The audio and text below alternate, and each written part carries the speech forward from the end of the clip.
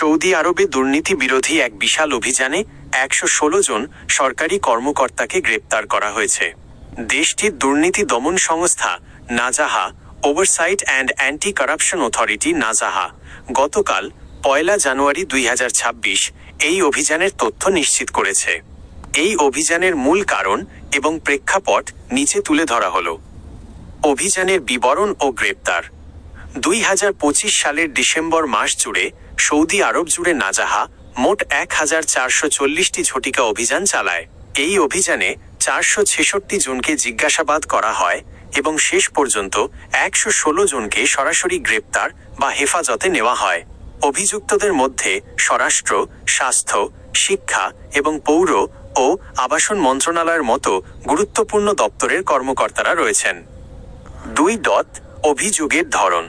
গ্রেপ্তারকৃতদের বিরুদ্ধে মূলত নিচের অপরাধগুলোর অভিযোগ আনা হয়েছে: ঘুষ গ্রহণ, অবৈধ সুযোগ সুবিধার বিনিময়ে বিপুল অঙ্কের অর্থ লেনদেন, ক্ষমতার অপব্যবহার, সরকারি পদের প্রভাব খাটিয়ে ব্যক্তিগত বা ব্যবসায়িক ফায়দা হাসিল, জালিয়াতি ও মানি লন্ডারিং, সরকারি নথিপত্র জাল করা এবং অবৈধভাবে অর্জিত অর্থ পাচার করা। ৩. নাজাহার কঠোর অবস্থান। নাজাহা জানিয়েছে তারা দুর্নীতির বিরুদ্ধে জিরো টলারেন্স নীতি অনুসরণ করছে।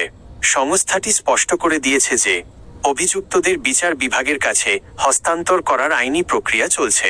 সরকারি তহবিলের সুরক্ষা এবং স্বচ্ছতা বজায় রাখতে এই ধরনের অভিযান নিয়মিত চলবে। যে কোনো নাগরিক বা প্রবাসী যদি দুর্নীতির প্রমাণ পান তবে তাদের নাজাহার টোল ফ্রি নম্বর ৯৮০ বা ওয়েবসাইটের মাধ্যমে জানানোর আহ্বান জানানো হয়েছে। ৪. প্রবাসীদের ওপর প্রভাব। সৌদি আরবে যারা প্রবাসী হিসেবে কাজ করছেন, বিশেষ করে ব্যবসায়িক লেনদেন বা ভিসা সংক্রান্ত কাজে নিয়োজিত, তাদের জন্য এটি একটি সতর্কবার্তা। কারণ অনেক সময় অবৈধ লেনদেনের সাথে একদল অসাধু কর্মকর্তা ও দালাল চক্র জড়িত থাকে।